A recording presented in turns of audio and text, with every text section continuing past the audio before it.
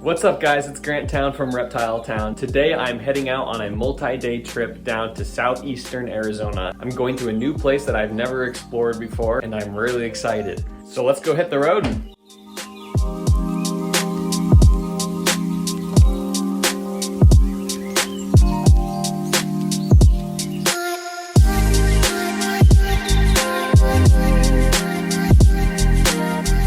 Just came across our first snake in the road. I think it is a baby Western Diamondback. That's what it looked like, but let's go see. Yep. Looks like a tiny Western Diamondback. Young of the year. This guy's only about 7 inches long. Let's go ahead and get him out of the road. Here you go, little guy. There. Now, I'm not going to stay to photograph him because I have seen a lot of Diamondbacks this year, and I'm hoping I can find something else. So I'm just going to keep on going, but that was cool. So here we got a little juvenile Sonoran desert toad. A bunch of these guys hanging out in these little puddles after the rainstorm.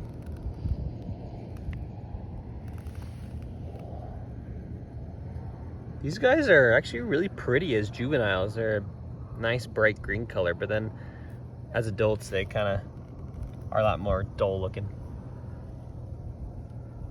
Boop. Boop. See you, buddy. And here we have an adorable little Couch's spadefoot toad. In my opinion, these little guys have the cutest face out of any toad in Arizona. Their little buggy eyes and their little snoot. So cute. All right, little guy. See you later. Just cruised another rattlesnake in the road. Let's go get it. Hey, buddy. Another beautiful Western Diamondback rattlesnake. He's about 2.5 feet long.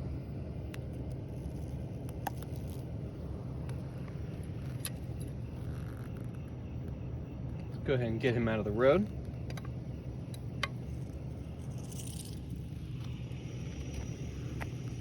There you go, the way you were going.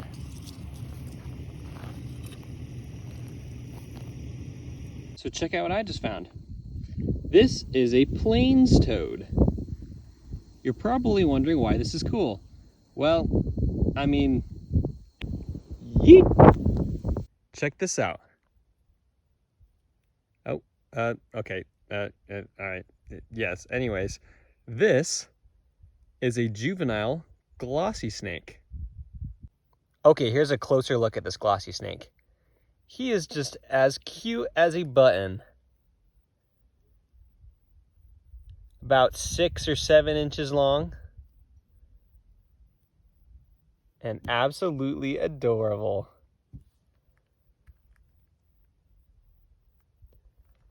The genus for this snake is Arizona, and I think that's just the coolest thing in the world. I'm gonna go ahead and snap a good quality photo of this guy, and then we'll get him on his little way. That way, yeah, there. Ah. He blends in really well. He's so small. Kind of surprised I even saw him on the road, to be honest. Boop. All right, I'll leave you alone now. Just saw another snake in the road here. Let's go see what it is. What do we got here? Oh, yes. It's a juvenile gopher snake. Wow, he's a very yellow gopher snake too. This guy is super small.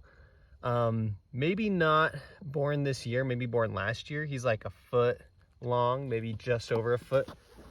There's a little size comparison. But yeah, he is so cute. Let's get him out of the road and take a look at him. Can I just... Boop. Oh my God. You are so cute. I love little gopher snakes. Okay, let's take you over here. Guys, this is absolutely insane. So I was getting ready to photograph this adorable little gopher snake that I just found. And while I'm getting ready to photograph him, I look up and you guys will not believe what I saw slithering past me. Another neonate glossy snake. Now, I know what you're thinking. Oh, that's the same individual. He probably just planted it. No, this is 100% a different individual. I didn't flip around on the road I was cruising. So the other one that I passed was way back there. And this one is 100% a different individual because he's longer than the previous one. But that is just so crazy.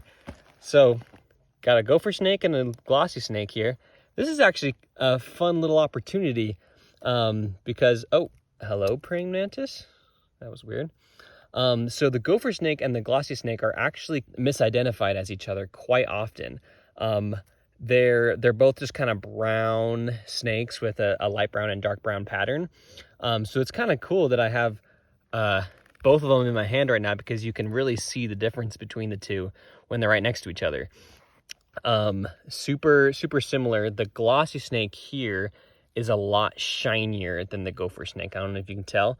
They just have a really nice sheen to them, and that's where they get the name glossy snake.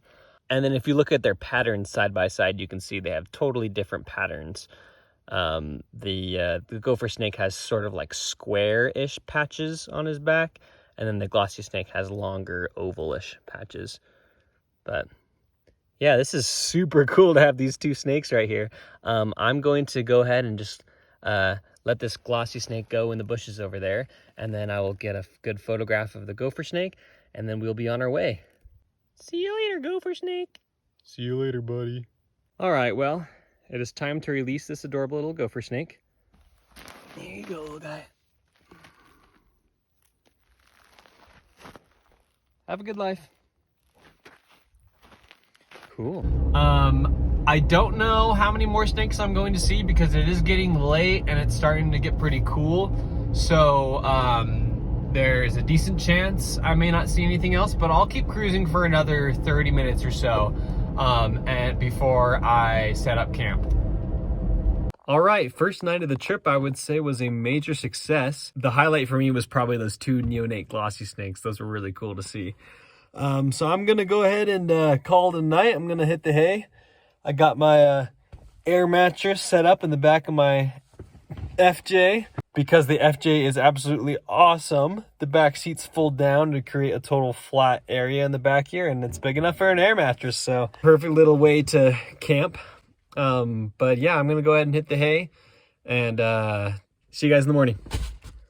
So after looking at my different options for today, I decided that I'm actually going to travel an hour and a half to a totally new location to look for some Mexican hognose snakes and some Texas horned lizards. Okay, I'm out here in the plains of Oklahoma. No, I'm just kidding. I'm still in Arizona.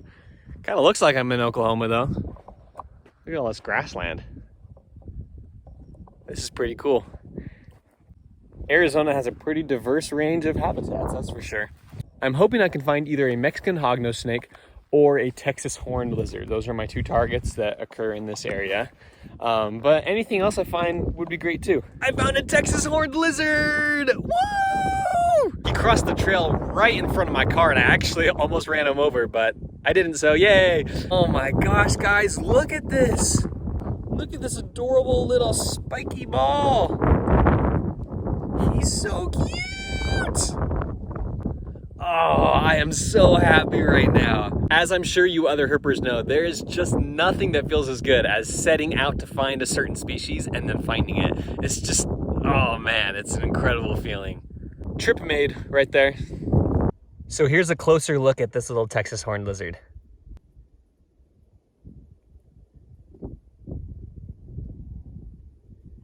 Just absolutely adorable.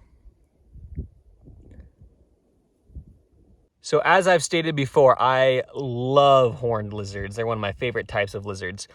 And the Texas horned lizard is one of the few remaining ones that I have not seen yet in Arizona. So I am just so jazzed to have found this guy. They kind of have more prominent thorns on their back than other horned lizards. They're just kind of more spiky. I guess. And they also have amazing colors. I mean, look, his head is like almost white and black.